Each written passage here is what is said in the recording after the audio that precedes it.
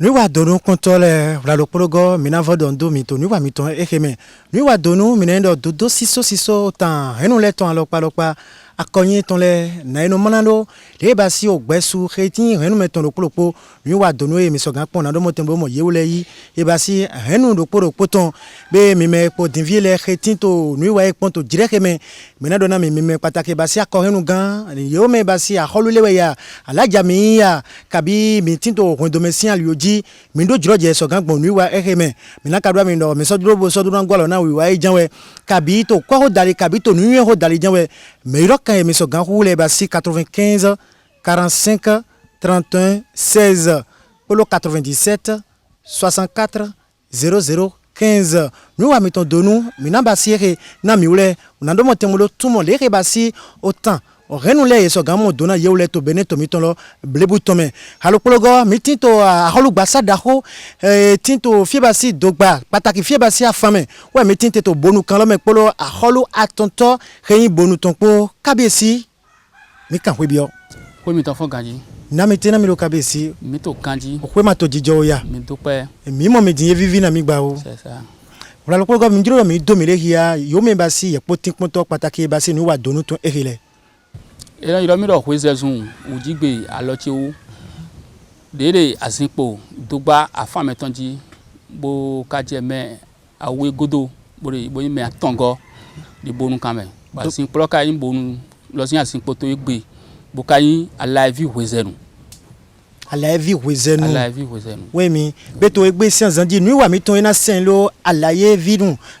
renu e da kweni ni ji do mi so gan lo modona nu keyin o tan renu lo ton le keyin akọ ton na inu mlan lo le ke ba si o sumi ton le egbe yo me ba si o visunu ya vinyonu e ba si wezenu ton le popata ketin to o gbeji we ya ketin to lago boto nu wa ipon donu ton ipon de vie ina mo o tan jotan mi me lo so nu mi le ton me o renu da kweni ke ba si ala evin wene o kabisi henu ala pataka mi sokando na mi henu de no irodo ala evi wezenu henu daho bo beson tori wa yin tado azamenu tawe wa mi azamenu de wa yin aja tado ba egbedi mebi mi no aja tado bo azamelo wa lesun tado de gbe bo se tan belo bitan rote aja tado mitron bo de wai bo gba bo me fide les saison wa agonle we fide kaka chowaje afame mi ka ja fame o tɔgblɔ ema lɛ nɔ te do flɛ edze fi ɖe nɔ ze vi de do flɛ eze vi de do fi bɛnɛ yɔrɔ ahli hã da yɔ eze do afa me fi do agboso ahli hã da yɔ wɔ eze do afa me fi bo dze ohunvi gɛ ayaxɔ kɔn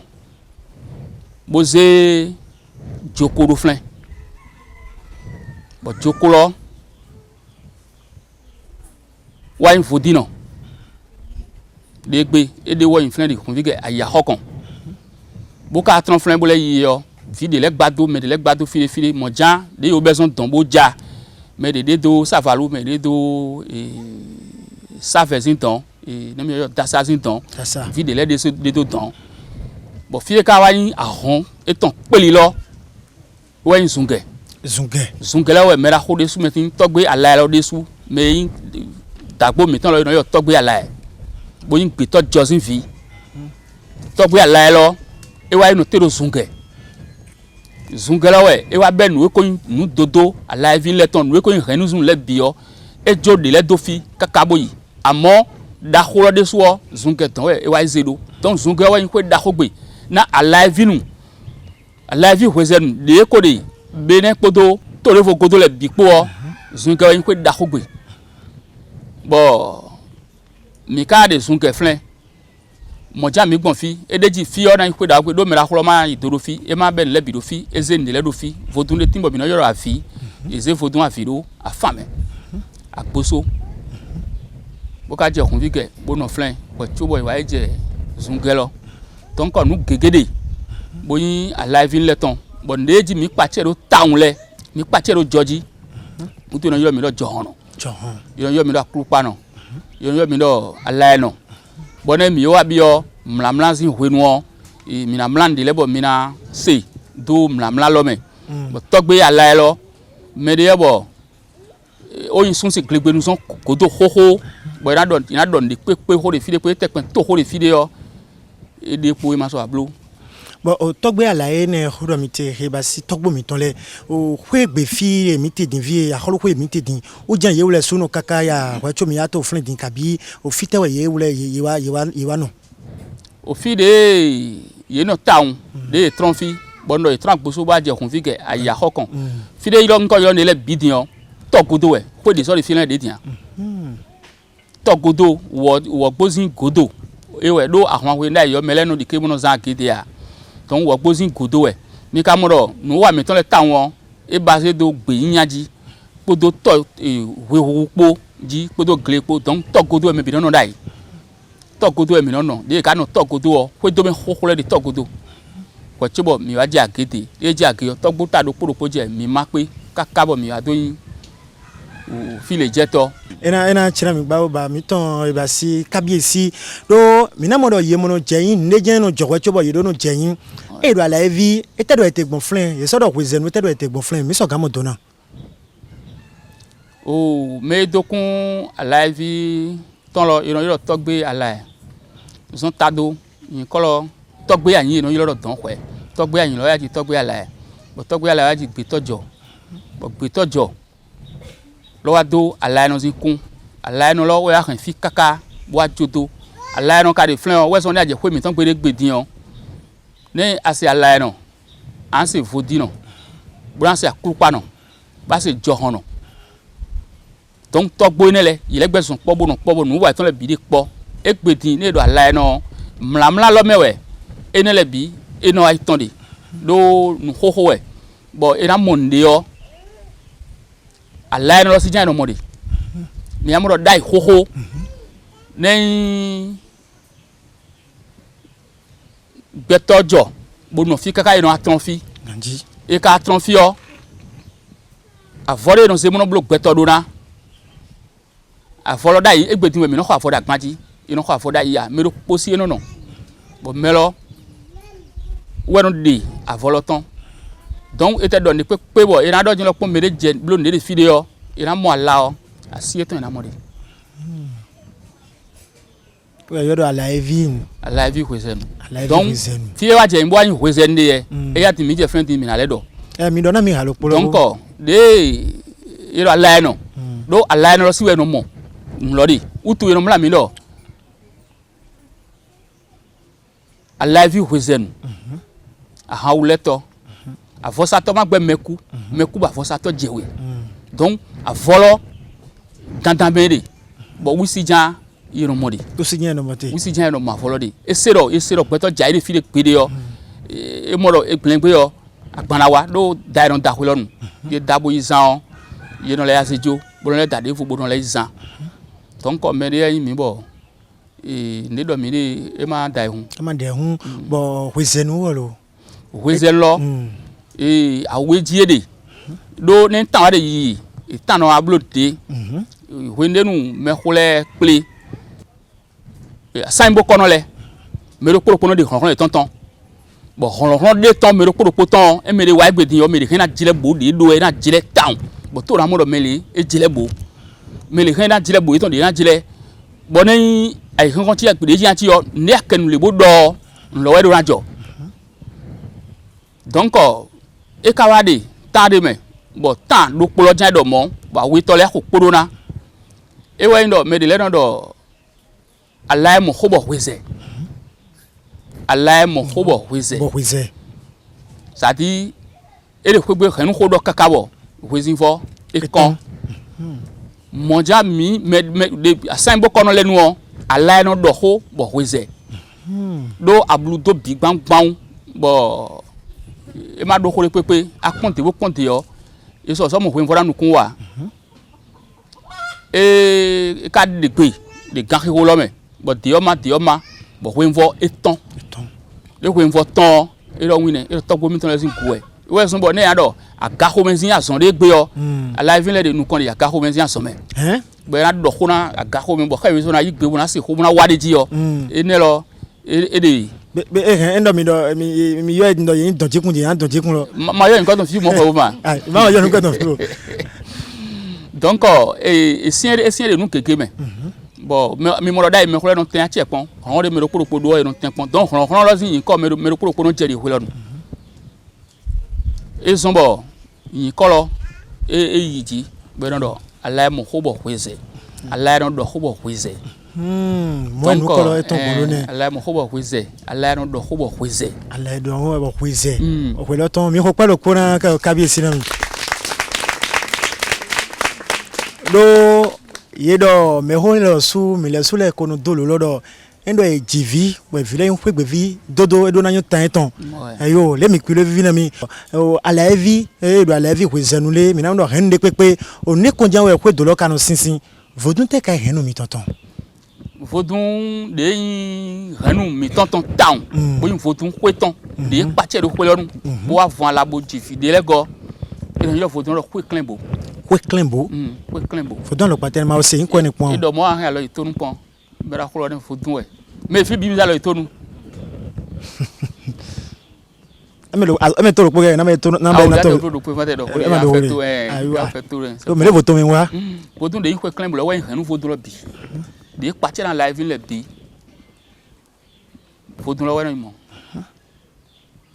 we no mo bo vodun lo pate ka we mi tu mo na mi vodun kwe clembo lo e yin vodun de bo ne de jo amon bakon e ma supo mi amodo e me ho do poro potron ajata do dai e no yipo do hanu si nu etan po vodun de ka yin kwe clembo lo wo yin vodun barabara de bo de vodun lebe nde zen bi egbe me fi be ma wa e ma supo nde bi e libro ni blo le yo be ma blo e ma supo ton vodun ne lo e yin vodun fi vede na ala vi huizen le bon vodun lo e non ti okwe bo non ti oto bo non convi bo non renu en adande jo agbo ran lonu vodun lo ya kan lo bo non fun en renu fi de ka de fide be du su na lo pade ne wa bo yi e bete basin lo ba ro ko pa le ason de jeri ason no bo to so no mama e so no yo to mo le ko bo wa amore basin lo da na ba na ere be anu amo ira ba bo zero ho wu ne le ya pom ason to na gbo cho won akan donc vodun lo seje to na we de sunke we to sunke e ma to o a halu kwe feeding e ma halu kwe feeding mi sunke lo di mi na mo sin lo to mo vodun lo de flint din bo to fide ala no de su ze to de mina mo fi ala ron setori be no yo ala baten mina mo no ne le bi bura le mo fi ku pa da kholo de mina le mo bura le mo jo hono ko gbe do mi ye pa che na jo ne do jo hon bura su jo mi ye pa che na jo utu no mla mi mo ro jo hono akulu pa no donc jo mi ye pa che ya jo bo ka jinja ndo danji dans sous ça to hen lon e be ala ron jinja ndo danji Petozon kaka yibo to me bo wa flen me de bo do be wa bo ado de do be mo ko me don e do ma do nda ko le ngodo bo be agban le bo kan wa bo ado ndo fo duro fita mi de fini mi de yo ko la ville de gbelo me le bi sezin yo ko ye me oku ka ye me oku bo de gbelo me bi ko me ro ko gbe do me ko de ko ko me asan yi do no je ko me no mele pepe no do achebon bi holo me de pepe ma do achebon bi o me no bi o we ala no saison ni wisi ko gan wo no ku o ye mi ton so kan bi holo me mi re mi abi me o ye ipo mo na ro ton ko ye ipo kama do hole merci eta tu mi hu holo nde wazon même bi o me ko le ji ajiji mo an hu ron e be am lo gbe toja bona na ri o bo an bi me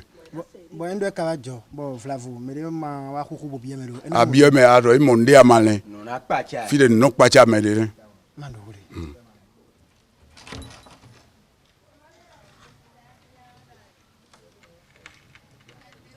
o hondo medindo o melia jimidi le midolo bo mi ka to fi egbedimbo kayin akola tonto bonuton bo to jani asinpo da ko niji o eji fi to henu mi ton na we mi no de yeso na gbon lo nei eji fi de alive henu de gbe eji fi o mi amoro na eji de kwegbe e ka to ji de toto ko yo filozi ngbe to alive henu ngbe ka je gbe ngbe to fi ji kwegbe hun eron ji bi kwegbe ka je gbe eron ji toto ko eron ji kwegbe ton bla me eron ji kam ji claim no ka je gbe ngbe ji kwegbe eron ji ngbe to gbe ina ganji do ne to imo de eron agla me bo eron ji utu mi amoro fi de leti me eron do yin kona gbe eron yo akisi pe de fi de ji da ki me de fi gba me bo ji da ki me eron yo mo fi de ka ji de ali ji eron yo ali hosi ali honu enu le kwegbe nya ji de ai donc aganje toto ko di bo fi run bla ba ji de ali ji ama ma melo mana juro do mi na ji kwegbe donc imprévu me yo da fi de ma dai e ma do juro ton be egbo me ganu wo eron ji ene mi igbe na pa ene wi igbe e me ndo mi igbe ti mo do fi kwegbe bo e na ji toto tin mo don ji fi da me do conséquence le wutu donc amone melo ka o viji je donc mi mo yon de le bo ele ka ba na ji fi o ka ko do ko menti yon yon santi ni pepe ya bo mi ore ka igleme ne bo ya so agbe igleme bo fi nu gbo de igleme donc fi nu gbo igleme o de no blogon ya blogon ya ta fo bo me ro ko ro npo bo na blo nu lo po bo na da nu bo bueno fi ni ka ton to renu mi ton na no de so na gbon lo to ko ka bi to igleme to ko igbe fi le pepe e se fi ne o de blo don ye na do gbo yan to le pepe e ka ko gbe yo Yesu de na fo ko gbe e placenta lo e kuka lo e do ni no me de don do mo di kuka to remi ton bo ni no me de don do bo don di ya do ni no me lo bo me ko da no kon bo da di ko do ma de don jeji le po bo di ko do ma ne po fi de di do e di yo e tre bo e di mo de yo vi non attention à ton me o bo da de ye da zon ta ina yi kleme na filo ina konsun kwe bo fino ne sun attendre à 100 ans pour bien attendre so de ja fino ma do anje ko bo mo sun to be na fo yesu lo donc fino wora no ko be na ho do ho bo filo po we cho wora de fino lo ton ina fo yesu lo bi we be na konsun utu we so mi gon fi bo ne e ma konsun na fide de ala vi kan wa ne filo de nu ti wa o e ro pon nu e lo ji ma konsun na we donc vi jiba kunsuna e don wa nu kama agan mo de manu gbe me aso mo de gbede me amon fi de kunsuna nu gbonugbo eja nu wa gbe yo nu eton e ro ku yalu ile mi do vi de suna nu eton na ku yalu do o fi magando mere manka to son henu e me dimbo to ko me kai bo to togo do flavone e ji vi to don na ye no yi ku kan na no basiro o ne me lo de kho ya me e manga di ku kan do kho ya me le ji vi to godo e don kan ya kwento me to ko fi de trombo to godo e don kan wa be don dido flen afi mere yo to me le ton jan e don do ko ko téléphone bo de na blogbon mais to ko me ku to nu fi ole fi de le fi o ne la vie de flen bo ji fi o ne ko su de kade to me bo kwa ikun to bo de me o de na blogbon e yo no kleme ba na blogbon mo do ko to egbe e de klero video ji lo a hon kan ton e yi to ri ko to egbe bon fi to susu so e do ahonkan mi ton fi we idori amo to mi ton si ahonkan e idori to mi ton to kwe oui donc wo so maintenant do ho so e do ahonkan che e idori to e kwe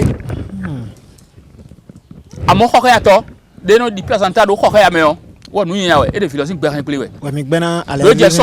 gladen wa gba fun le bi donc wo so mi no gbe na live le bi do me de ba ko ya me bo jivi bo di kesi na kwe bo ma se placenta wa kwe bo ti kutonu abi xogbonu abi fide kwe de sen de bo di o e no te pomo si akwento topo me tonton lo me bo no ablodo to ne ma wa da gbe na bo ya xwa ikungba e han bloro ai kungba e ton titiji kábíyèsí náà tí a mi ń dọ̀ mí plan òfin mi tán lé mọ̀ yọ́nù tó ẹnu dé fòmẹ́ wáyé jí plan bí ọkùnrin tó mẹ́ yẹ́sù tẹ́lẹ̀ mi nù dé náà tó àlàyé sí ìwọ̀n tó mẹ́. O ní vi mi tán jùlọ náà dasi de hẹ́n de fonu de ń lé kẹ́ gbé tiẹ̀ hẹ́n lọ́lẹ̀ hẹ́n de mẹ́ fi lọ́ yí bí yọ hẹ́n lọ́lẹ̀ náà lẹ́ ń de yẹn náà yí de hẹ́n tán nu mẹ́ vi mi tán bí yọ tán vi mi tán lọ. Et là, dans la minute, mi de content dido, rien nous l'aimait. Mi de content dido, rien nous l'aimait. Bon, rien de bien, tu content de aider là. Mi l'aide à son. Bon, à wai, au rien là nous. Mi kai, rien là nous. Dès le bloc de rien là nous, mi n'a yon famille. Bon, à yon time po, ta vele po,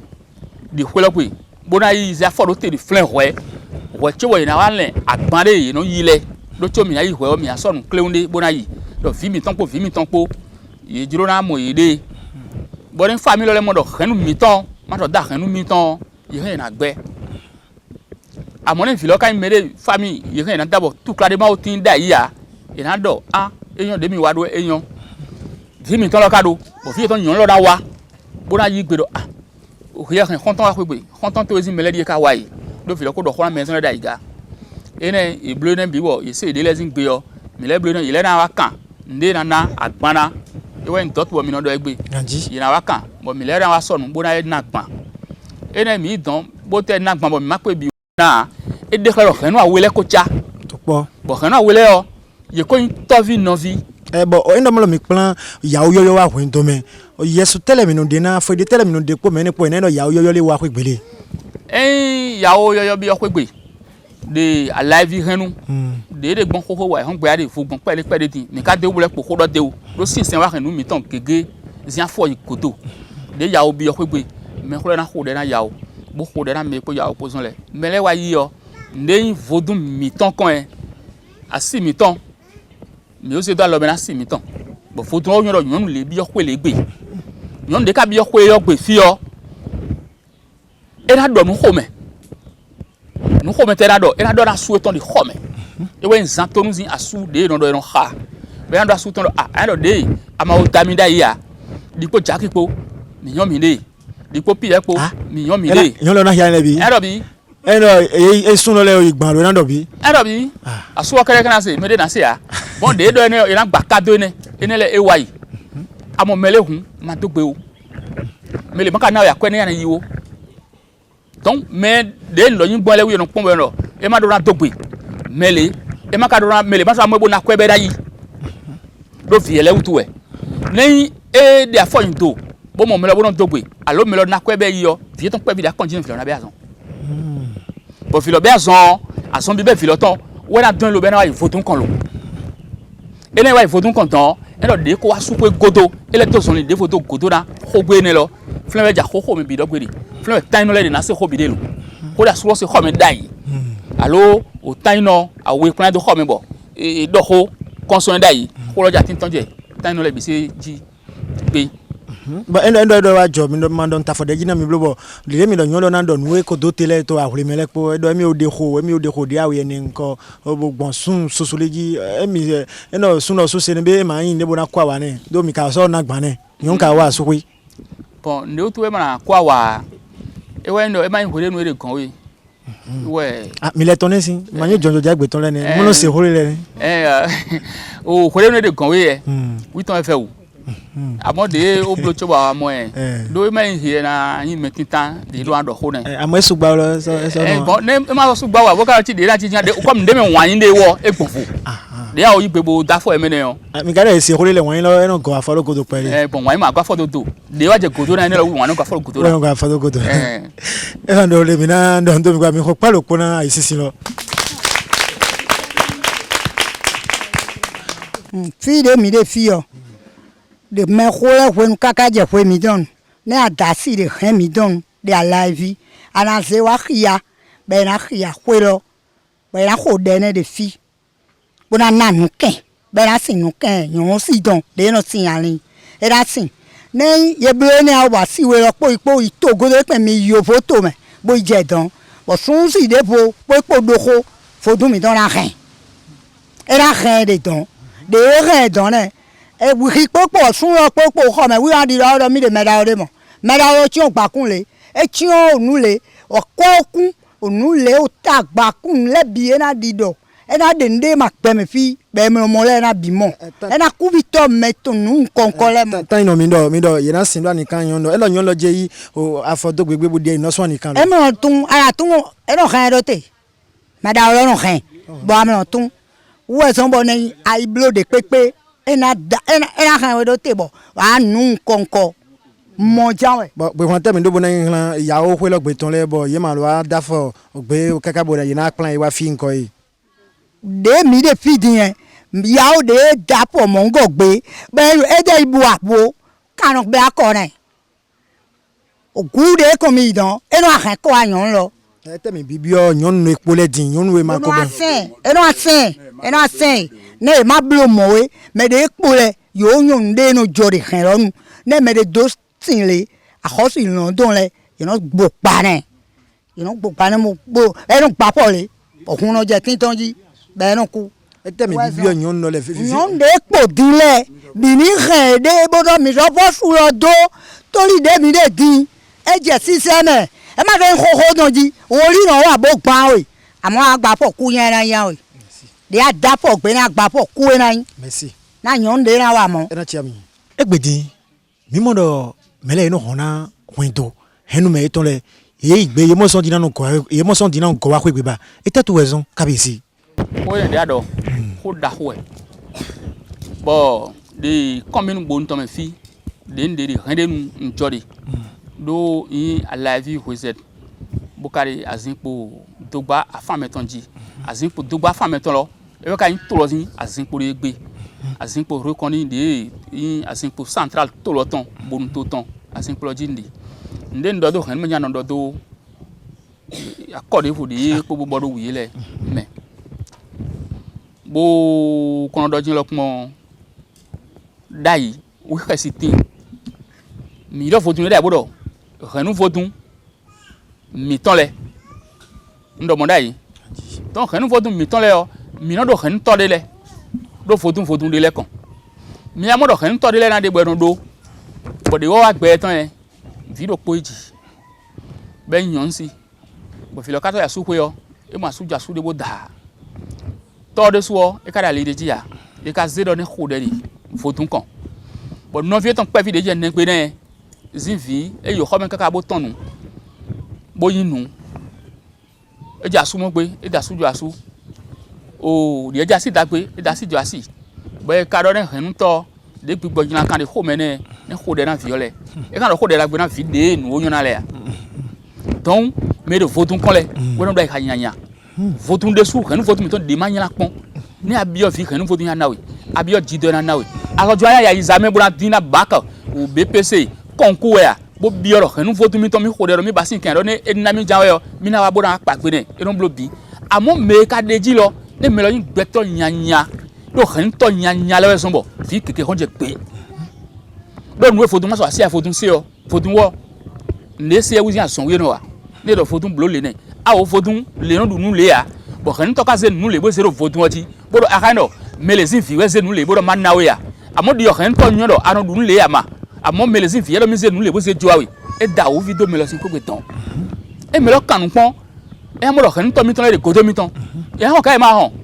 ina ho kabisi donc ira hon u tu eso mo umure kan gbedi mi na di do ra ren do poropo do ne na se mere do asinpo renu si asinpo ji hun e ni no pon melo wale ton zinzan ton ay ka dagbe ton ouais tu bon zéro vodou mi ton le di de me lo do ouais so ke medo de me lo do hadagbe do ouais ro pon ko ti won asin fa to ti etan de ne no ti yo egbedin o e ja do akohenu gan le yin gbongo do kombo na ko e fa kan to babalawo e ja kan fa pon we nu ko lo no ton kon we amoro ne yoblu affaire de femme bo egbon ko do da ko e ne me lo ka asin pro tin tan e don fo wa mais so no problème mo mele do bo nu de ma rojo kan le no ti jo donc e de kle do yo trahi ren lo ye ble me ko mi ton asin pro ko le ye ble ou to e so bo nu mo nko ton no je ma mo ani faja po mele bo de ba fade mi so mo do melo e ma do kwere gbe alo e ma do nere gbe ba fade ro asin pro ti yo afa mo do mi jiro na yis do wan de na de so le ja e do melo me de yin bo yin me bo ren lo na mo bo za de so le ja e bo mi so le yi bo ko lo ton nu me ton e na blo ren lo do nde to ren de gbe yo e we afa no de ton afa no do la lo gbe ya mi ka mo do ni medical je friend gbogbo de so de do mi ya mo do gbegbe ka fa eton e afa eton na okuku de ni ma do vote ya e na ti de donc ne ka do vote e te wo do vote do yi ka babo mo a do ne e ka fa eton ba fa do vote tu we do da fa lo mi yo kan wo yi gbete bo ka do vote de fi e o gbeto wezon a vote nte we ka son e wa wi wa yin kan de da we a e hu me do sun we a e de ho na me pon we a o wa yin natural ji we a o blo ni pon we a le ba de ne de pepe o we cho bodo bon o wa yi volete me lo bi o flen e problème do amone de nu bi bo ayon de weson e so vote de bo vote de na timura de relo nu e fide bo egbe ko we ton e ba ndulu na e bo no ba sin e mo ko de ne donc vote ne lo kokoro dans son be na ton de fa lo me le ka mo bo blo adide ton ho do mi ten o kabesi mi igbe na ho mi to mo amo fi susu mi gbon le kaka bo wa mi de egbe tin to afame to fi ba si do gbadin do ye do nu etu yo pole do nu etu ye no hona kwe o ye do aziru tu we na mi na kambia mi do ne ka tin bo yan se ya de mi gon fi o mi le manon ya o no yan ase amo mi yan do mi no na letin e na bodo na gbodo mi no na ye bo kan flan oh minona letin berondo minona le mon kono wando johame nu eton titi kwegbe ton ran wando do venawu venalo wi mewe ndeyin ko mi lolo ede masa yuro nko le baba o minona lo de mi dolo venalo me wi ede do venatin do nu memo nu awele do nu awe bo emi te ansre bi mi asre akuna de vona aze de vona kuna ke kale de vo naka ke de vona ka peto de timbo wo ejoke mi de timbo wo ka ejo mi de ka timbo wo akuna no me akuna no lo c'est des entons be va fi bo ni ko me te sin ya le yo e no renouveler donc menu no vele kan we no ya zivaji we no do ase me no do gbeto sin fera ko me boy ma wuli nbo wa fon no de man de na wa bo me le fo sin no fe me ajian bo foro pepe bo da bandu ko fata me ne no mi no kabezi mi no me no vena tan we no do ase azelo na no do gun la yi ogwe don gbe no do ogwe ase yo gwe don gbe no do do akuna de no do asin pogu mo jan wo so de boyin ku gbe no do we do me no do gwe ne na lo le ma do de yetin na le ro mi tin me fi de jan yo jori ka bodo o jori dagbo mi ton le hwenu find de kon hwenu ponja ojo de bibe gbeloton bo ne mi mo de fatuji yo e de fatuji bo eno do jin lo pon ile afo eton mo no ko be afo eton johan me no bo fatu de do mo bu ka do ko do mi no na lewu donc gbeja ma o ko de bo me le ko mo za kun johan me ton be le no wa so mo johan me donc ne johan me wa so bon to ye mo ko ton de ri me de sin renu bo me lo e tre ton ren lo nu o e no de flen tegbe vide bo jana wa du gu ton amando hole kabesi minaso aka hwene minaso kan siso ton biomi be nuwa donu pontole ra lokolo godo nuwa wo basi nuwa pataki mi ton vive na do motemblo mo dona nu reyin akorin nu le alopa o tan henu lo plopo ton monga le basi o le reyin no mlan koyin le lo na henu lo plopo mi me kato nuwa ponto o gan ke me din ville bojo na gbonu nuwa me le popo pata to sunu me to nyonu me to akorin nu me ya kabi ejuro mi no o wen domi ton so mi de domi to je gbangba yeso ganyo do wendo lele timbono lele wendo lele timbono lele hen lele timbono lele we juro mi janwe me ro kan mi so gan hule nana mi me ro kan le yewle die 95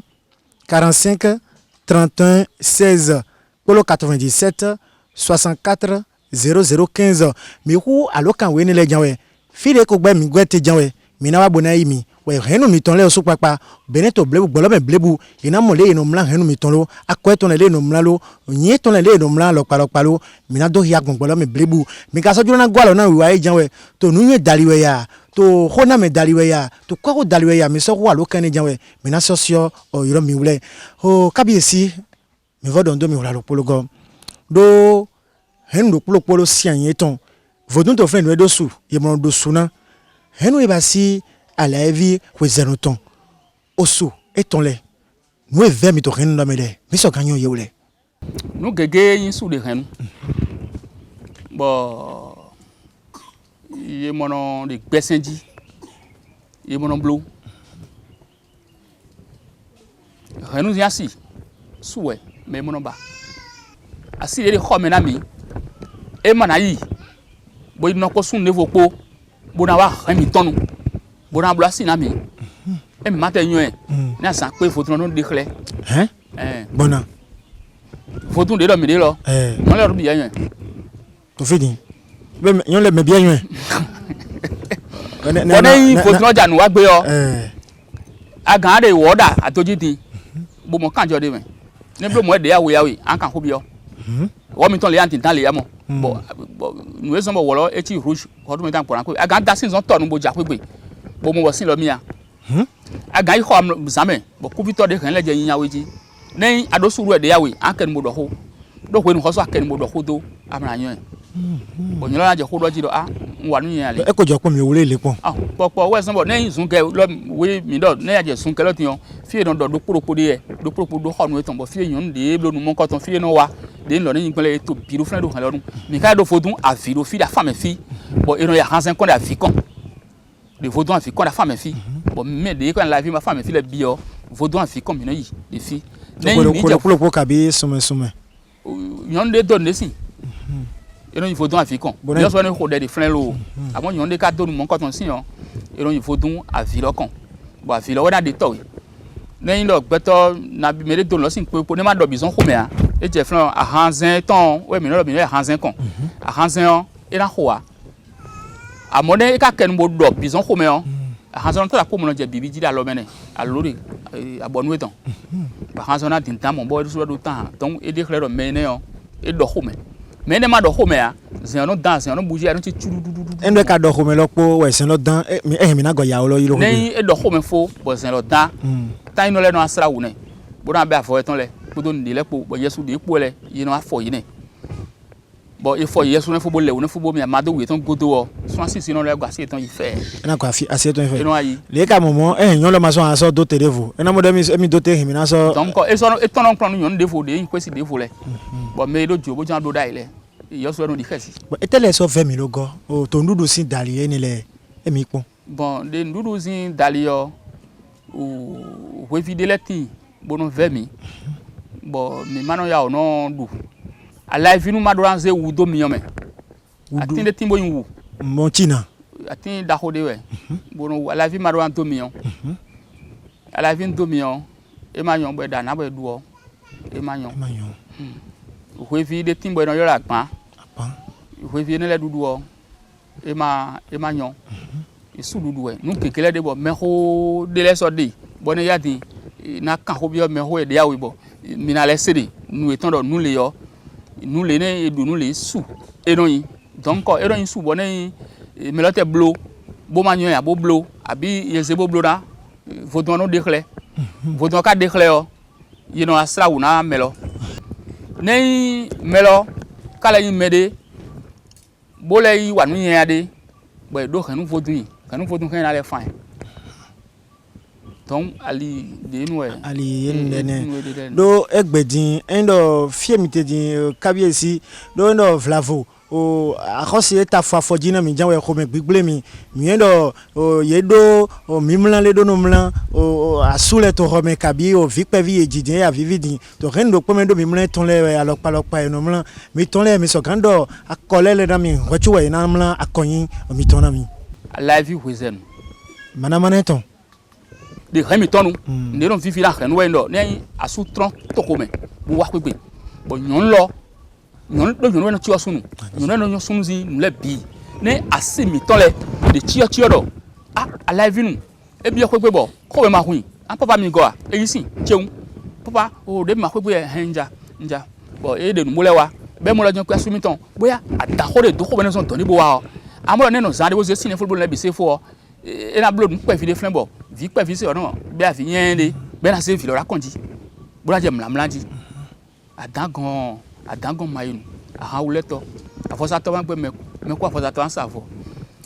ahawuleto ele hawo ma posaju ku gbe tojo eje mo de do ti yo bo mlamla o do to lo na sise e sise o amoro ko le kan wo me to na ilo ko lo bi yan je yiji bura yi kaka be na fabi no lo ba do ko nti wa yo yan lo mama mi wa bo de ka transfer me ka ho efie gbe me ka ya kan bi yo amoro eje mo do ji fun yan lo mo do asumi ton eje ki goji pere donc ne sun lo e go bi yo lórí nu kiko e ran bere mele ka ko ba we po ma bo de wa fi ni ka dogbon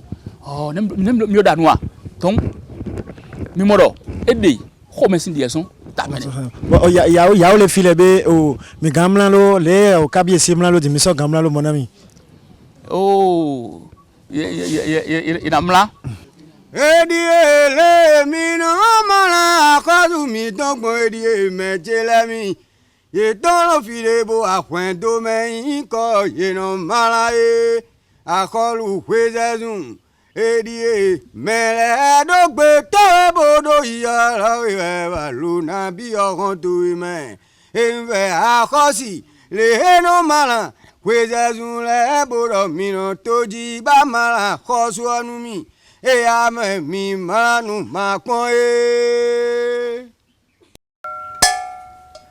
Kua Harvey Wizen John Hauleto Ele Arauma Posaju Avosato Magbemeku Meku Avosato na Savo John Hauleto John Loka gire mo igbo meko John Gbodo Kenji Bokanjo Maito Eyendo Usabo Don Umachondo Eyendo Pesa Bodo Penwevo Eyendo Kota Bodo Woyen Alai mo hobo weze bokuze Abriano cheche mewuto Ewuro Kenji Bokanjo Maito Adagon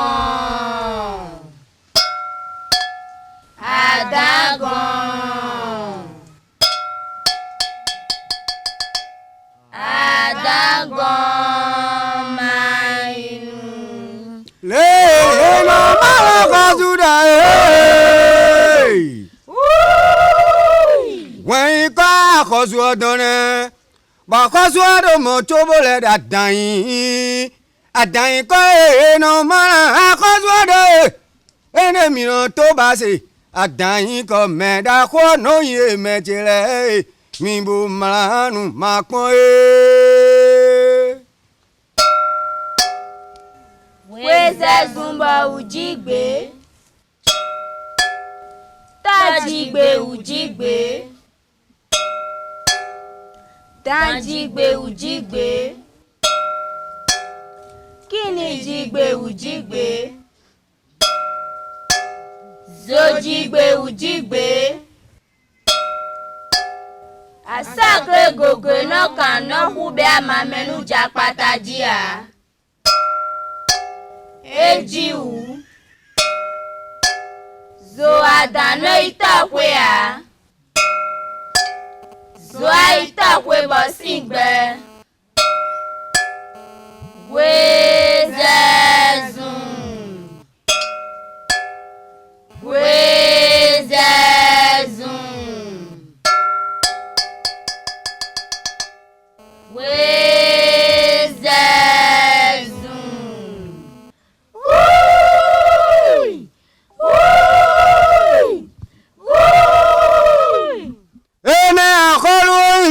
do mi so kami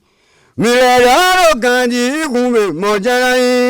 mi ti da po mi odo po mejele chejara chanu mi me da koko ton me lo le mi juba mi ko to ni e po mejele nuwe mi bi o mi nuone nko bodo okere mu me mejele. On est Kabiesilo, les Yemlan, à Cognilogoni, et Vivigao, Bosso, VCC, Nambia Minomini, Hopena, au Rento Blebouda Huine. Attention là.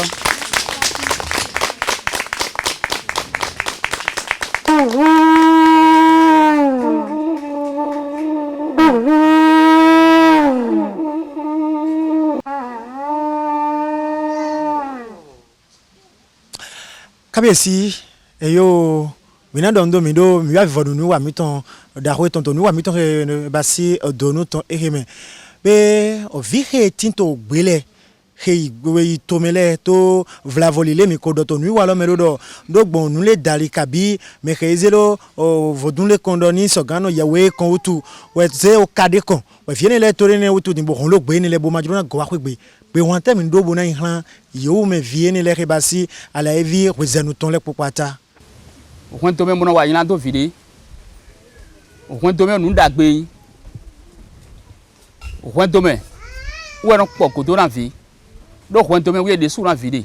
o kwento me fo yesu to de a ho kan to fide yi do de bo akaro mi le kin hon amaso ahon yi fide pepe vide le fide hun egbedin yi ni le ko akwento me bo ra mo han to iton le mo ra mo hanu gan iton le en de hun do yi e anodo do votu meton e ran kun le me ran meton we ran kun le me et qu'à quoi remettons oui nous momeri donc nei mere de file gbedi hu renu manyila ngo do mi da do ren tole we no nyila do file de gbe yo le ko alive ren do nle kan gbedi en alive renu do ren to de ya do ko renu le e do me dagbe de ni de ko to dagbe bo fina mo ali ila mo azon bo na mo yisa vile gbedi le ila go ahwe bo bio dagbe renu to nen de paja ile do voilà pour ba bo ara do ne renu to ko de lai dagbe jana bio chiton bena dagbe ene wa ko ma le de pipipon ne mele de pilegun e wo de ko gbe wa dagbe la tine ason de timbo mi mamo dona bo gbega se ton e de nu ye de mi ke fi de nu mo nko me ko mi to le ran ìwé nu ma na bu ne me ko mi to le mo niyan le ya vodu ìwé maji we to nu wa o ku afon dagbeji e pon to bon le bi don de ga no be ra me gbeji a e ma do nde bo ene a ko lo du mi peja gaba e da so mo to me bi e ma na wolo me gbon ne nu ne le bi ra ko lu go me ni mo ko ken bodo ai ene o me re a ko lu gla me le mi no te gbon mo do de do e gonga ni aso wa to me ne vile na mo to go wa so ba se to le gbe ene ma ndo po a o jijo wo de mi bi ele dagbeji na yin yiro mi do da vode goto meno plein da vodun de bonu le ga mo elo ne to lo ma te agna dugan to eno te be no dugan mi de bia mi do mi le go alora mi ga uja blo mi de e ma fi ro pono mi na blo de dine na blo de fi de gama bona do to sin ka me ro po na so gbe utun de ho na mi do dagbe na tin na mi ba so de mi kun na inu ko bo ka do go ado o mi ru de ren ta bo fi ele zukunu ami denga nzukunu e nugbonugbo akolu de re pidi bo mi de ko din e akolu mi ton e bonu mi re pidi do to bi do pa wo bonu le ga do to bi gbodo bonu e o mi gbo se bonu iko re we maji gbede ami blo ni o de kun mi so do we maji ne bonu iko to ne ro we re run